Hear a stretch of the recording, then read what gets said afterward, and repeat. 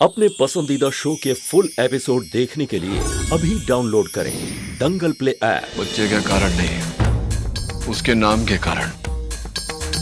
छोकरे का नाम भी विशाल था। अब बात तुम्हारी समझ में ना भी कि इतने दिवस से दिन रात का अंतर भूल के सब लोग मैं तू बच्चे लोग बाहर ये प्रयास कर रहे हैं कि वो कुछ बोले, कोई हरकत करे, पर कुछ नहीं। ने आज फक्त एक नाम विशाल, उसके कारण शुक्रिया है। अब एक बात तो स्पष्ट है नानका, अगर हमें संतू को ठीक करना है तो विशाल को वापस लाना होगा। केवी बात करे छे मोटी बहन। संतू का जो हाल है ना वो विशाल के कारण हुआ है। मेरे रहते वो घर में कदम नहीं रख सकता। तो संतू को क्या इसी हाल में रहने देगा तू? देख नानका, आज जो भी कुछ हुआ उससे एक बात साफ है, संतू को अगर कोई ठीक कर सकता है तो वो सिर्फ और सिर्फ विशाल है। तू कह रहा है तू उसे हार नहीं मानेगा, लेकिन सच बात तो ये है नानका कि हम सब लोग उस लड़के से हार चुके हैं। एक पति एक माँ से हार चुका है। उस दिन विशाल अकेला नहीं गया इस घर से, वो संतू को भी अपने साथ लेके गया।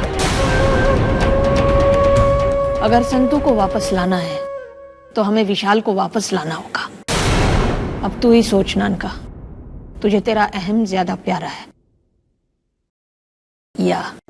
बात मेरे अहम की नहीं है मोटी बहन। तू ओळखती नहीं उस छोकरे को। मैं समझ सकती हूँ नानका तू क्या कह रहा है, लेकिन ये भी तो सोच ना, विशाल से अलग होके अगर संतू को कुछ हो गया तो तू संतू से अलग हो जाएगा और ये तुझे चल जाएगा। अगर तुझे संतू वापस चाहिए तो तुझे विशाल को यहाँ लाना होगा, और यही सच है नानका। कोई दिवस नहीं, मैं कोई दिवस उसको या घर में वापस नहीं लाऊंगा। ठीक है, जैसी तेरी इच्छा। तू इस घर का मुखिया है, तू जो भी निर्णय लेगा हम सब लोग तेरे साथ होंगे। लेकिन निर्णय लेने से पहले एक बात जरूर सोच लेना नानका, तू अपने बेटे से ज्यादा नफरत करता है या अपनी पत्नी से प्यार?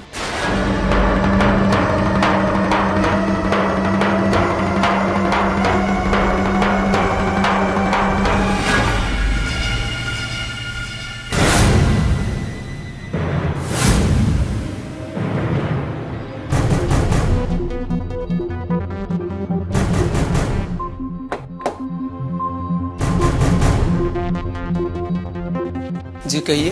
विशाल को बुलाओ। जी विशाल साहब तो पब गए हुए हैं, देर रात से लौटेंगे वो।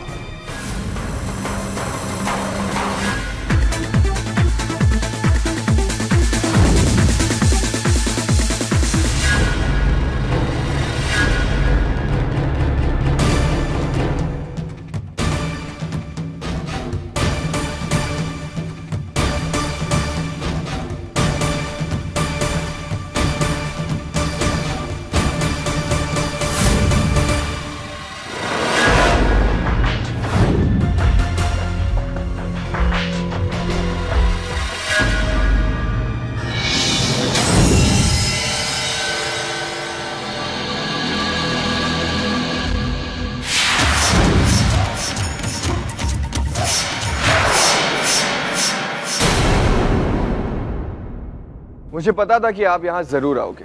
I like it। वैसे आपके चेहरे को देखकर साफ पता चलता है कि आप मुझसे बहुत गुस्सा हो, बहुत नफरत करते हो ना मुझसे। लेकिन आपके चेहरे को देखकर यह भी पता चलता है कि आप कितने मजबूर, ना चाहते हुए भी आपको मुझसे मिलने आना पड़ा। वैसे मुझे तो बहुत खुशी हुई कि आप मुझसे मिलने आए हो। Look at the celebration। वैसे मैं आपसे बहुत अपसेट हूँ। आपने मेरे सवाल का जवाब क्यों नहीं दिया? आपको मैंने कितनी बार पूछा कि मेरी माँ यानी आपकी पत्नी कैसी है, आपने क्यों नहीं बताया? मैं यहाँ खड़े होके तेरे साथ बात नहीं करना चाहता, दूसरी जगह जाके बात करते हैं। बिल्कुल, आप मेरे पिता हो, मेरे जन्मदाता हो। आपकी बात सर आंखों पर। मैंने तो सुना था कि धर्मराज मयूरवंशी कभी किसी के सामने हार नहीं मानता, लेकिन ये मैं क्या देख रहा हूँ, मुझे यकीन नहीं हो रहा, मेरी आंखों को यकीन नहीं हो रहा। क्या कहना चाहते हो आप? मैं तेरे को घर ले जाने आया हूँ। तेरी माँ की हालत ठीक नहीं है। मजा नहीं आया, तुम्हारी आवाज में वो शिद्दत नहीं है। रिश्ता है मेरा उस घर से, थोड़ा मनाइए मुझे। मनाया उसे जाता है जो रूठ जाता है, जो षड्यंत्र रचता है उसको मनाया नहीं जाता। सही कहा, बिल्कुल सही कहा, एकदम बैंग ऑन। लेकिन क्या है ना कि आपने मुझे उस घर से हाथ उठाकर निकाला था, तो अगर उस घर में वापस ले जाना है तो हाथ तो जोड़ना बनता है।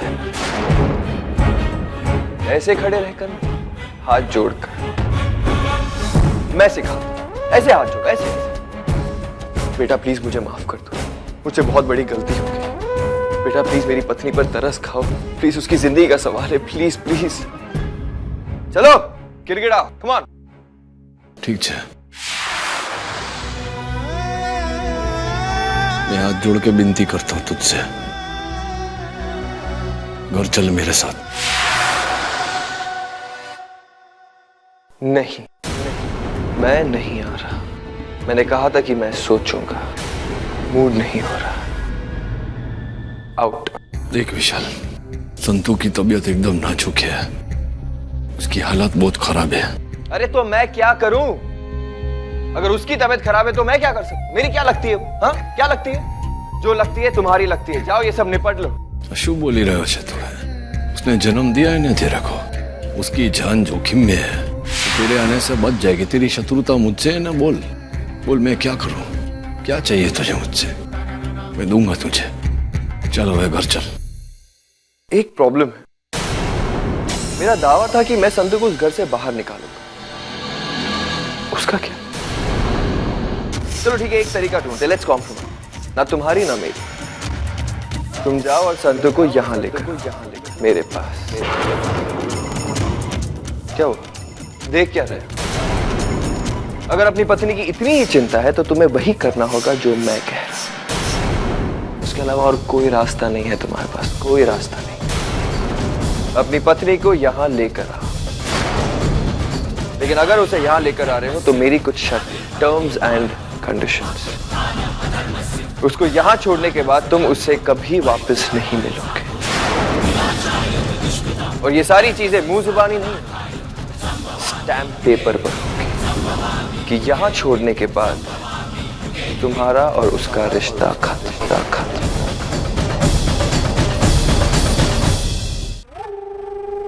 That's really good news. आखिर कोई तो है जो धर्मराज मायावंशी को झुका भी सकता है। Really good news. लेकिन डैड, नानू का खुद विशाल के पास आना हमारे लिए कितना फायदेमंद हो सकता है, रियली डोंट अंडरस्टैंड। हमारी इस लड़ाई में विशाल हमारे क्या काम आ सकता है? दुश्मन का दुश्मन दोस्त होता है धनुष। लेकिन डैड, अगर वही दुश्मन चालाक हो तो उससे सावधान रहना चाहिए। कहीं ऐसा ना हो कि अपना मतलब पूरा होने के बाद में वो हमारे खिलाफ हो जाए। ऐसा कुछ नहीं होगा। इस लड़ाई में हमें जितनी जरूरत विशाल की है ना, उतनी ही जरूरत विशाल को हमारी पड़ी। खुशी की ये बात है एक्चुअली कि धर्मराज मायावंशी ने विशाल के सामने घुटने टेक दिए, हार मान लिया उसने। एक्चुअली सारा क्रेडिट जाता है संतो को, पता है क्यों?